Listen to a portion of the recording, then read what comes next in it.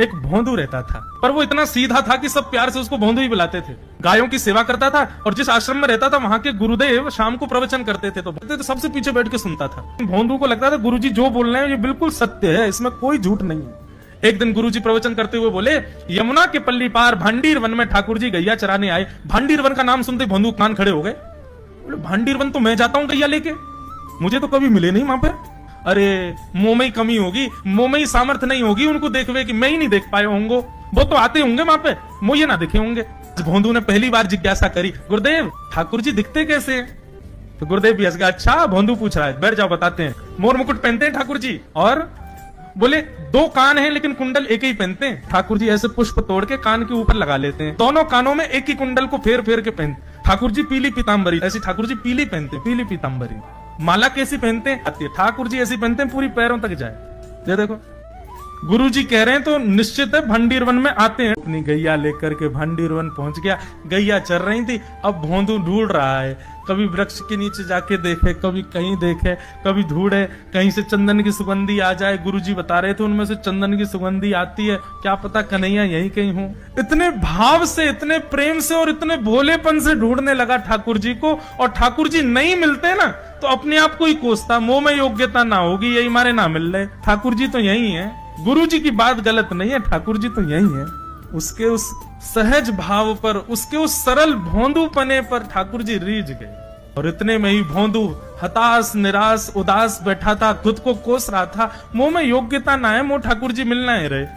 इतने में ही देखा सामने से असंख्य गायों का झुंड आ रहा है, और भोंदू ने जैसे उन गायों को देखा, ऐसी गाय कभी देखी नहीं, अलग गाय, सींग चमक रहे हैं, सींगों के ऊपर के भाग में सोने चांदी मढ़े हुए हैं, ऐसी ऐसी सुंदर सुंदर तंदुरुस्त गैया। तभी देख रहा है भोंदू पीताम्बरी पहनी है, गले में वैजंती माला धारण की है, सिर पर पाग पहनी है, एक कान में कुंडल है, मंद मंद मुस्कुरा करके दतुइयां दिखा रहे हैं, कटाक्ष नेत्रों से कभी इधर देख रहे हैं कभी उधर देख रहे हैं। अपनी वेणु को कमर में कस करके गैयाओं के गले में गलवैया डाल करके श्याम सुंदर भोंदू की तरफ चलते भैया। ये दृश्य देख करके हाथ पांव कांपने लगे भोंदू के। उसको लगा मेरे पास तो आएंगे ही नहीं, है वहीं से मुड़ जाएंगे, अब मैं उनके पास जाके उनको असहज नहीं करूंगा, यहीं से देख लूं, यहीं से प्रणाम कर लूं। लेकिन जैसे जैसे प्रणाम करके ऊपर देखता, ठाकुर जी और पास आ रहे हैं, और पास आ रहे हैं, और पास आ रहे हैं। जैसे ही ठाकुर जी आकर के बैठे, भोंदू के पास शब्द नहीं है, हाथ पैर कंपित हो रहे हैं, उसको सूझ ही नहीं रहा करूं क्या मैं, इनके लिए क्या बिछाऊं, कहां बैठाऊं। ठाकुर जी ने अपने आप ही भोंदू के गले में हाथ डाली, अरे तेरा नाम कहा है? जैसे ही ठाकुर जी ने नाम पूछा, भोंदू अपना ही नाम भूल गया, बोले मुझे याद ही नहीं मेरा नाम क्या है, पर प्रेम से सब लोग मुझे भोंदू बुलाते हैं। अब तो भोंदू नाम सुनते ही ठाकुर जी ताली दे दे के हंसने लगे, तेरा नाम भोंदू है? बोले हाँ मेरा नाम भोंदू है। और ठाकुर जी आपको अच्छा लगो? बोले हाँ बहुत अच्छा लगो। आपको नाम कहा है? ठाकुर जी बोले तू मुझे ना जाने? बोले जानू तो ना हूं, लेकिन गुरुजी ने जैसा रूप बताया वैसा ही है आपको, तो आप कहीं नंदनंदन तो नहीं हो? ठाकुर जी बोले हाँ मैं नंदनंदन नहीं हूँ, यशोदा जी को लाला, नंद जी को लाला। भोंदू बोलो जय हो भगवान, आज आपके दर्शन है गए। गुरु जी और सब बालकन को तो आप शायद रोज ही मिलते होंगे, लेकिन मैं ही अभागो मुंह को आप आज ही मिले हो। ठाकुर जी बोले अब चल बात मत बनावे, जल्दी का चुखा। भोंदू एक कपड़े में रोटी बांध के उसमें मिर्च और गुड़ रख करके लेके गया। भोंदू ने जैसे खोली, एक रोटी ठाकुर जी के सामने धर दी, एक अपने पास रख ली, बोले मैं भी तो खाऊंगा। ठाकुर जी ने बढ़िया रोटी ऐसे घुमाई और प्रेम से गुड़ खामे और रोटी पान लगे प्रेम से, और ठाकुर जी तो चप चप करके नेक देर में पा गए। भोंदू तो भूल ही गयो, मुंह खानो भी हो, ठाकुर जी को ही देख रहा है। ठाकुर जी बोले और जोर की भूख लगी, ला अपनी रोटी दे दे। भोंदू बोलो मुंह को भी भूख लगी है। बोले अच्छा चल आधी आधी खा ले, या मैं आधी तू खा ले आधी मैं खा लूं, दोनों खा लिए। कल तो नेक्स्ट ज्यादा सी रोटी ले आइयो, भूख ज्यादा लगे, और सुन यही समय आइयो, मिलूंगा कल भी तोते। ठाकुर जी अपने मार्ग पर चले गए। भोंदू इतना प्रसन्न है, बोले आज मुझको ठाकुर जी मिल गए। गुरुदेव के प्रवचन का समय हो गया, भोंदू पीछे जाके बैठ गया, अपने गुरुदेव को प्रणाम करे, इनकी कृपा से ठाकुर जी मिले। उसने किसी को नहीं बताया, उसको लगा सबको ही मिलते हैं भगवान, मुझे ही मिले हैं बहुत दिन बाद। दूसरे दिन भोंदू खूब सारी सामग्री रसोई घर में इकट्ठा करके जाने लगा। किसी ने जाके गुरुदेव से कह दिया कि तू बहुत सारी सामग्री ले जा रहा है। गुरुदेव ने जाके कही भोंदू इतनी सामग्री ले जा रहा हो भैया, भंडारो करेगो का? नहीं गुरुजी भंडारो तो नहीं करूंगा, वो नंद नंदन नाम है, यशोदा नंदन मदन मोहन, वो अपनी गैया चरा के आए, कल भी आए, मेरी रोटी खा गए, मैं भूखा ही रहेगा कल। या हमारे ज्यादा सी ले जा रहा हूं, बेचारे बहुत भूखे आए कल कि उनको पेट भर जाएगा, मैं भी पा लूंगा, या हमारे गुरुजी आज ज्यादा सामग्री ले जा रहा हूं। गुरुदेव ने मन में सोचा ये बात कोई और कहे तो अविश्वास किया जा सकता है, लेकिन भोंदू झूठ नहीं बोलता, भोंदू कभी झूठ नहीं बोलता, भोंदू की बात पर विश्वास करना ही पड़ेगा। गुरुदेव बोले सुन सुन ठाकुर जी आए थे? बोले हाँ। अच्छा, उनका रूप कैसा था? जैसा रूप आपने बताया था ना गुरुजी, बिल्कुल वैसा, ऐसे कटाक्ष नेत्र, मोती जैसे दांत, ठाकुर जी की मुस्कान ऐसी, पाग ऐसी, कान ऐसे। गुरुदेव के तो नेत्र बंद हो गए, वे सब अनुभव करने लगे। लेकिन गुरुदेव बोले रूप कैसा भी बता दे, चरण यदि इसने बता दिए तो मैं मान जाऊंगा कि ठाकुर जी थे। अच्छा तूने चरण देखे? बोले हाँ गुरुजी मैंने चरण देखे। चरण कैसे थे?